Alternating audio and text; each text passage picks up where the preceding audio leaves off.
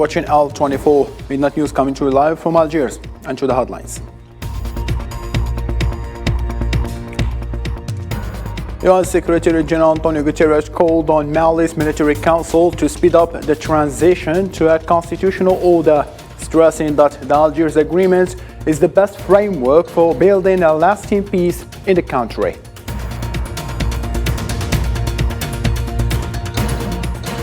As Tunis and Damascus have agreed to reopen embassies, Syria's foreign minister arrived in Saudi Arabia on Wednesday for the first time in 11 years, seeking to restore ties with all Arab countries.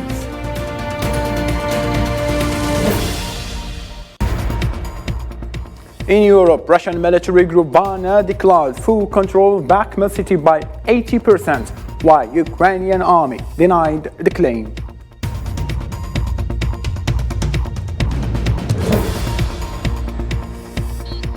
And even if he indicted with criminal charges, former US President Donald Trump said he's not willing to quit the 2024 presidential race. Hello again and welcome. The United Nations Security Council on Wednesday held a meeting at which the UN Secretary General's Special Representative in Mali gave an open briefing, followed by a closed consultations on the situation in the country.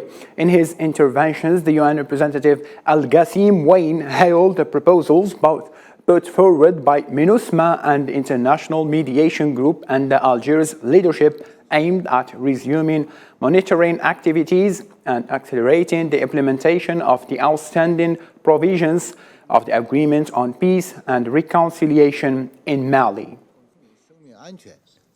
It is critical that MINUSMA retain full operational capability to make a meaningful contribution to the improvement of the security situation and protection environment in Mali.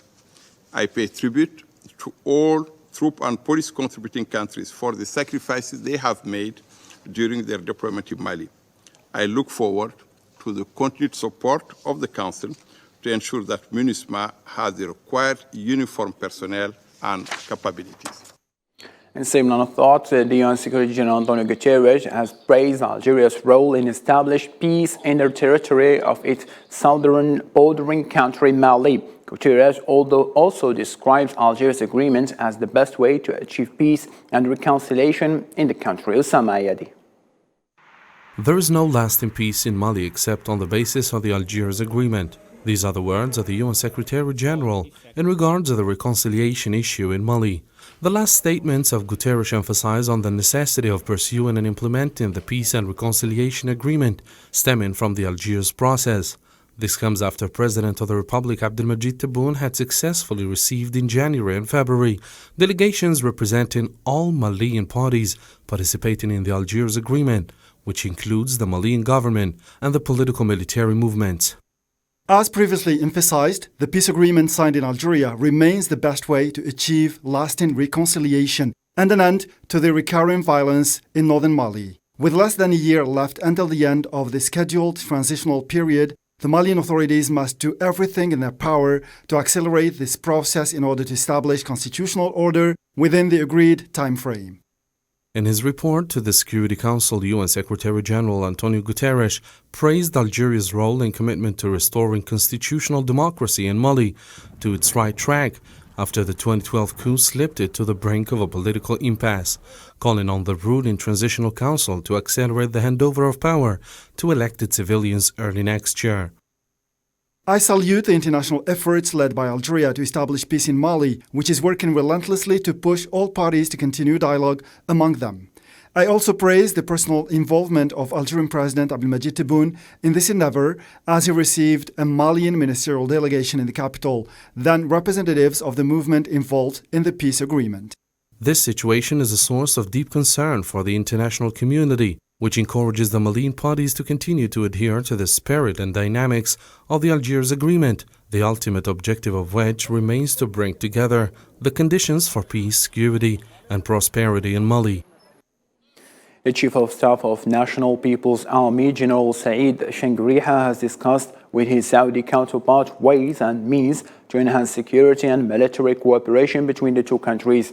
A statement by the Algerian Ministry of Defense indicated that General Shengriha had talks with the Chief of the General Staff of the Armed Forces of the Kingdom of Saudi Arabia, Lieutenant General Fayyad bin Hamad Al Ruwaili, on the sidelines of the participation in the opening of Defense and Security Exhibition in Rio de Janeiro, Brazil.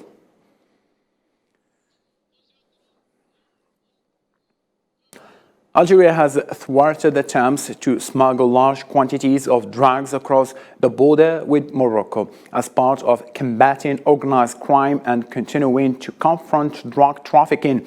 The Algerian army arrested the drug dealer and thwarted attempts of smuggling drugs in large quantities across the borders with Morocco, estimated at 4 quintals and 62 kilograms of treated weed, while more than 100,000 psychotropic pills were seized within the period extended from the 5th to the 11th of April.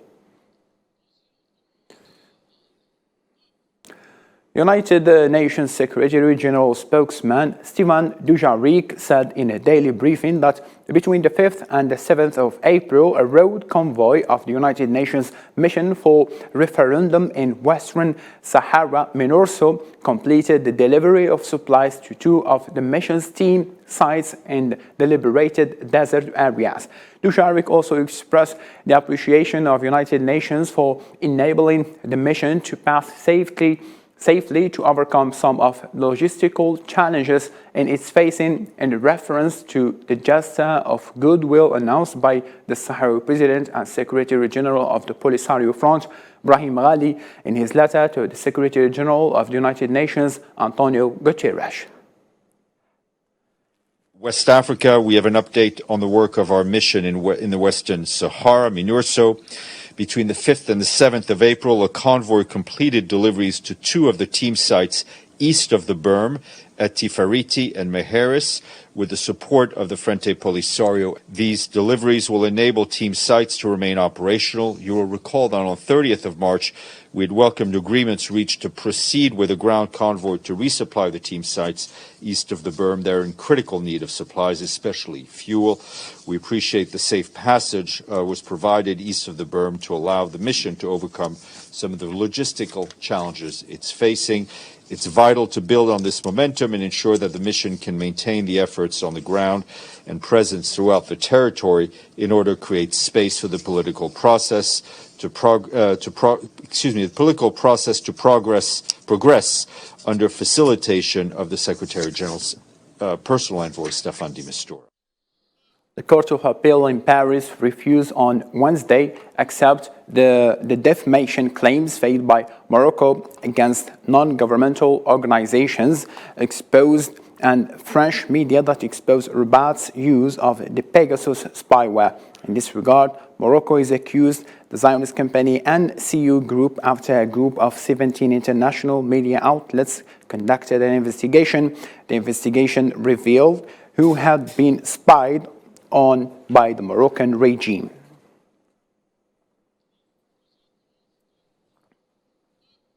In the Middle East, or rather related also to Africa, Syria and Tunisia announced in a joint statement on Wednesday the reopening of the Damascus embassy in Tunisia and the appointment of an ambassador. The Syrian news agency said in a statement that the move comes in response to the decision of President Qais Said to appoint a Tunisian ambassador to Damascus in order to restore relations between the two countries.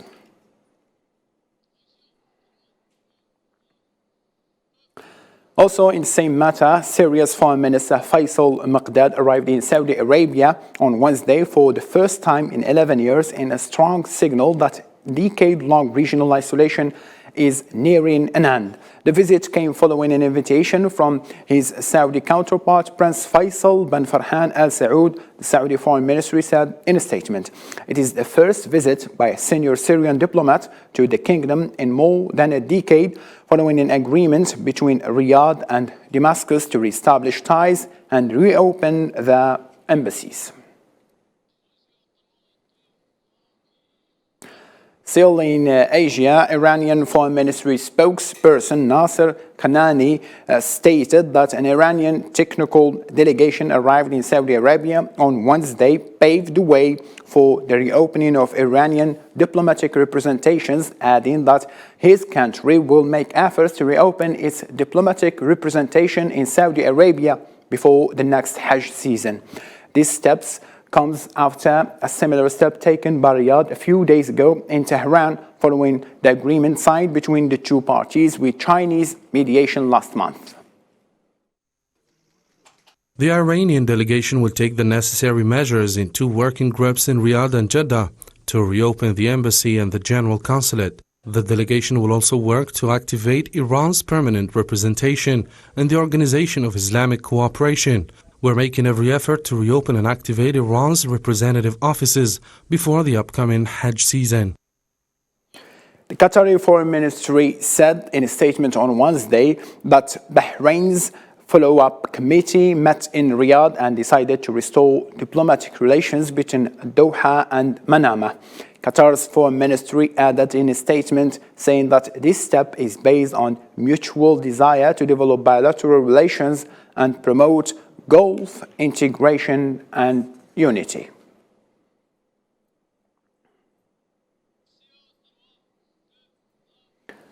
Hopes to find a breakthrough to the Yemeni crisis have risen after the last discussions between delegation from Saudi Arabia and the Houthi group in the capital Sana'a. The talks come as part of international efforts to find a settlement to Yemen's 9-year conflict. Nabil Khazini take a report in this story.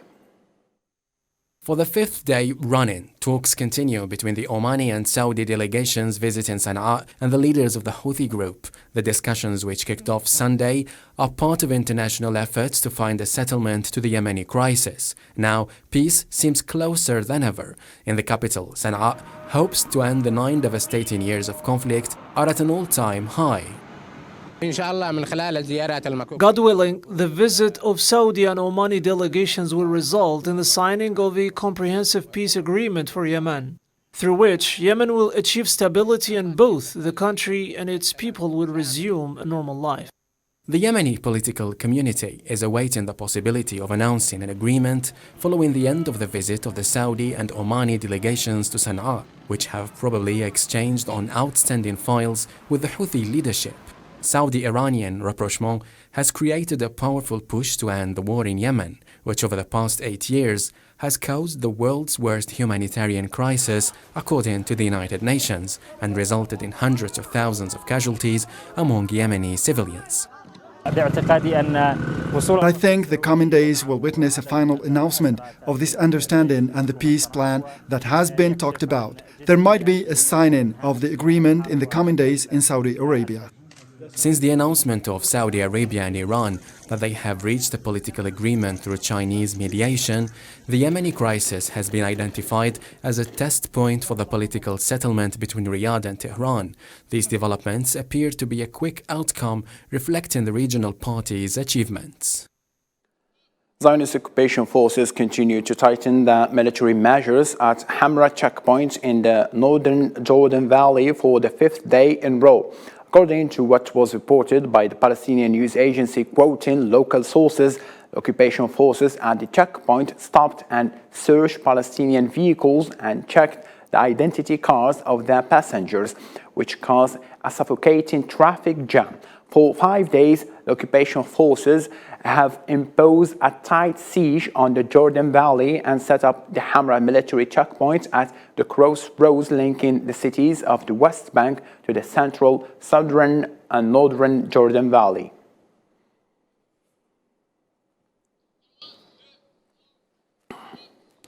In Europe now, Russia claimed on Wednesday that forces of the Wagner group took control of 3 urban quarters near Ukraine's city of Bakhmut. The head of the Wagner soldiers group claimed that 80% of Bakhmut is under the control of the group, including all administrative centers, plants, factories, and city administrations.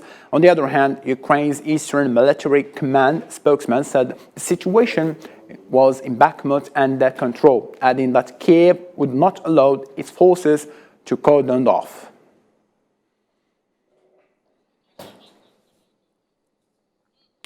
The United States imposed sanctions on three top officials of the Russian-controlled International Investment Bank, the IIB, in Budapest on Wednesday after it said Hungary had ignored U.S. concerns raised over the opaque Kremlin platform. U.S. ambassador to Hungary said that U.S. had raised concerns over the presence of the bank, but unlike other NATO allies, Prime Minister Viktor Orban's government dismissed these concerns and remained committed to hosting the IIB. The presence of this opaque Kremlin platform in the heart of Hungary threatens the security and sovereignty of the Hungarian people, their European neighbors, and their NATO allies. Across multiple administrations, the United States has urged Hungary and other NATO member countries engaged with this Russian-controlled entity to take seriously the threat posed by Russia and other countries that do not share Western values, especially a commitment to democracy and rule of law. China's foreign ministry on Wednesday said it was seriously concerned after an announcement made by United States and Philippines officials to finalize a roadmap for delivery of U.S. defense assistance to Southeast Asian nation over the next 5 to 10 years. More later. China has strongly opposed a recent agreement between the U.S. and the Philippines that allows American forces to stay indefinitely under the 2014 Enhanced Defense Cooperation Agreement. The deal would allow American forces to establish military staging grounds and surveillance outposts in the northern Philippines across the sea, from the Taiwan Strait and in western Philippine provinces facing the disputed South China Sea, which Beijing says virtually in its entirety on historical grounds. First of all, I would like to point out that China expresses serious concern and strong dissatisfaction with the joint statement issued by the US and the Philippines. China has indisputable sovereignty over the islands in the South China Sea and their adjacent waters. The US-Philippines statement distorts and smears China's legitimate maritime law enforcement actions and even spreads baseless rumors and slander about China. China is firmly opposed to this. U.S. Secretary General Antony Blinken called relations between the U.S. and China complex and competitive, but significant. In this regard, he emphasized that it is America's interest to maintain a responsible attitude toward China. Our goal is peace, security, stability, creating opportunity. It's not to engage in a new Cold War. It's not to contain China. But in doing that, in trying to advance a world that is peaceful, secure, stable, and with more opportunity, we're going to stand up very vigorously for our values and for our interests, and we're doing that. U.S.-Philippines relations have warmed considerably under Philippines President Ferdinand Marcos Jr., and the 2+2 meeting underlined that as the first of its kind in 7 years. But Manila treads a delicate path with China, the region's economic powerhouse. Experts say the United States sees the Philippines as a potential location for rockets, missiles, and artillery systems to counter a Chinese amphibious invasion of Taiwan, which China considers as its own territory. Still with China, Chinese President Xi Jinping on Tuesday inspected the Navy of the Southern Theater Command of the People's Liberation Army, stressing efforts to boost the armed forces' modernization level on all fronts. During his visit, Mr. Xi said it was necessary to speed up the transformation and construction of the armed forces and comprehensively raise their level of modernization.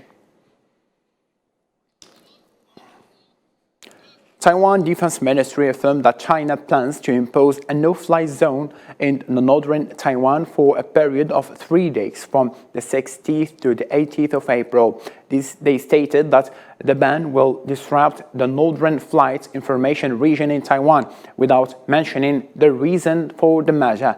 In addition, Chinese Foreign Ministry spokesman Wang Wenbin said that he was not aware of any plans related of closing the airspace in northern Taiwan after officials in Taiwan announced that Beijing would impose a no-fly zone next week. The no-fly zone from 16 to 18 of April announced by China is a public information. According to what we have seen from the public information, It is mainly focused on aerospace activities. The related departments are already investigating the content and details of the activities. And the Defense Ministry, of course, also keeps abreast of the situation to see if there will be any impact on us and will decide in adequate measures.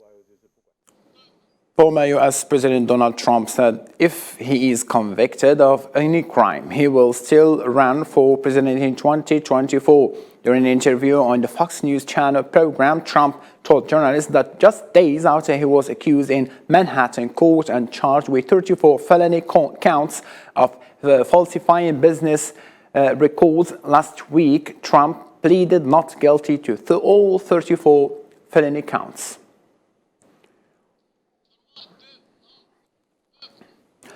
Collective Iftar initiative in Algeria constitutes an opportunity to affirm the meanings of synergy and social solidarity, and most importantly, to prove the country's African affiliation by holding iftar tables in honor of students coming from various countries of the African continent in an exceptional and unique atmosphere. Hassan Burkan was there and came up with this report.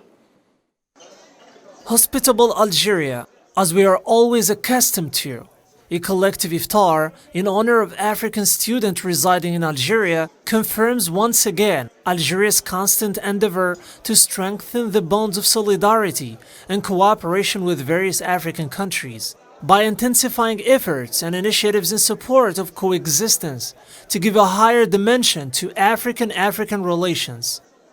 The idea consists of creating bridges of communication between Algerian families and African students through the iftar table, which allows them to know better the diverse Algerian food and Algerian culture in general. At the same time, it introduces Algerians to the country and culture of the African students. This year, we try to expand the initiative with more Algerian associations in order to showcase the efforts of the Algerian government in order to strengthen relations with the African continent. Sharing an iftar banquet among African youth, it was not only a strong message to enhance African depth and belonging, but also extended to form a strong ground in facing the most important challenges in the African continent. نحن نعيش يوم من أيام رمضان اللي هو يوم تاع تقارب تعايش. We're living a day of Ramadan, which is a day of rapprochement, coexistence, and compassion. Algerians like to perform good deeds inside and outside Algeria. I think that as we live with youth, African student brothers, it's an opportunity to share these spiritual and cultural feelings which reflect the big African diversity. It's also a chance to reflect on the challenges and opportunities that the African peoples are experiencing and which requires a platform of discussion. A space for sharing spiritual and cultural feelings. In the month of values, Africans gathered around one table in an initiative of cohesion and integration between different African countries. It's a good initiative, as you may see, a strong cohesion among the African students living in Algeria. This is Algeria, and this is the atmosphere of Ramadan, and these are the customs emanating from the Algerian families that also include the people with whom we share the African continent. The month of love and compassion, in which Algeria brought together the people of the same continent in an exceptional Ramadan atmosphere, a platform to enhance African depth and belonging, in the midst of a diverse and rich civilization with a deep-rooted culture and authentic customs. In Algeria, still Algerian associations continue to provide assistance to hundreds of families affected by the devastating earthquake that struck large areas in southern Turkey in early February. Mohammed Khatou. Algerian associations continue for the third consecutive day their solidarity campaign in Turkey, an initiative which falls within the framework of the Algerian-Turkish Friendship Campaign. The initiative includes the organization of Ramadan Iftar or fast-breaking meals to over 3,000 people, in addition to distributing Eid clothes to orphans and needy families affected by the devastating earthquake that struck the south of the country, in a strong sign of solidarity between the two countries and peoples. We are now in Gaziantep as part of the Algerian-Turkish friendship campaign to show that we are strongly linked and in continuity of the solidarity shown by the Algerian government. The Algerian associations insisted in carrying on this wave of solidarity as part of a collaboration and coordination work among the various associations inside and outside of the country. In the outskirts of the devastated Gaziantep town, Algerian volunteers distributed boxes of foodstuffs to families that are sheltered in these prefabricated houses. There will be several operations ranging from the distribution of boxes to the visiting of some orphan camps. I would like to thank all the benefactors who made contributions, and we emphasize that Algeria and Turkey are one, and this comes to strengthen friendship as part of collaboration and mutual aid in this blessed month. The pictures of the Algerian-Turkish Friendship Campaign initiative are nothing but evidence of the people who hasten to perform good deeds and bring assistance based on the principle of solidarity and synergy that has gone beyond the Algerian borders. With these good deeds, we come to an end for our news bulletin. Thank you ever so much for being with us. For more updates, you can follow our social media platform as is shown on the screen. And all I can say at the end, Lيصلكم and good night.